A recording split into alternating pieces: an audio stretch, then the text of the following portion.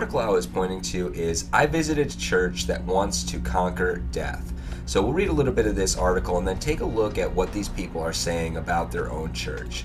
So many people think of transhumanism, the belief that humans can evolve through science and tech, as a secular movement. For the most part it is, but there are a number of organizations that aim to combine science and spirituality together. One of the largest is the Church of Perpetual Life, a brick and mortar worship center near Miami, Florida that looks like any other church. It has a minister, a congregation, and church activities. The only difference is this church wants to use science to conquer death. If you look at this church building, you can see that their logo is the phoenix rising out of the ashes, a spirit that works in the children of disobedience. So this is no surprise because this is a symbol of the New World Order system. They want to destroy this world system and build their own in their own image, the phoenix rising out of the ashes. That's why you have in the Hunger Games, the Mockingjay is a symbol of the phoenix rising out of the fire. Also in the Harry Potter series, they have the Order of the Phoenix. This is all a part of the agenda that Antichrist has for this world,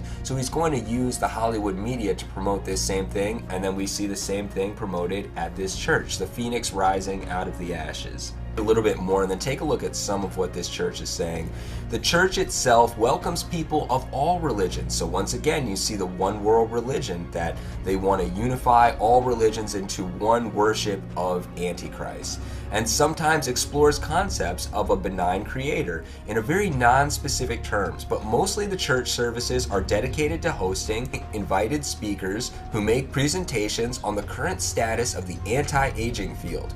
The purpose is to accelerate the Creator's plan for mankind, to enable human beings to bypass nature, to accelerate technology that will result in humans merging into an environment of perpetual life, perpetual abundance. Our church is all for any technology that will enable human beings to escape the confines of nature. Once again, you can see them, they do their interviews sitting around their rising phoenix, because this is a New World Order church. This is the church of Antichrist.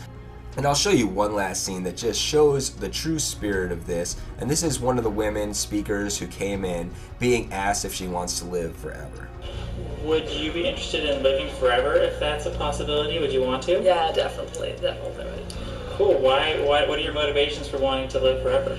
Well, there is lots of cool stuff to do, and one life is just not enough. Body hacking, a term that encapsulates everything from hair colorings and piercings to more notable examples such as body modifications, if not outright limb replacement. We're going to spend the weekend here at the Austin Body Hacking Convention. In attendance was DangerousThings.com, a group that, quote, believes biohacking is at the forefront of a new kind of evolution. We caught up with them as they provided free RFID implants. Well, I just got chipped.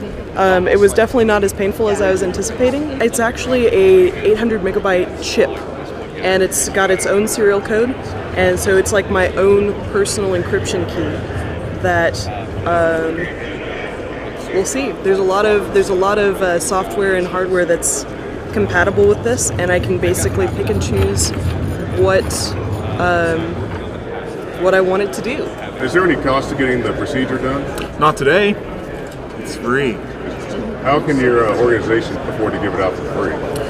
Well, this is just a promotional event. So we crowdfunded the development of this, and we just have a lot of them. So it was the campaign was way more successful than I ever thought, and so for Body Hacking Con, I mean, it's the first con that I've been to that's about body hacking and biohacking, like specifically. So yeah, I figured I'd just do them for free. Back to James. With all the advances in technology, we wanted to know if he felt artificial augmentation is the future for humanity.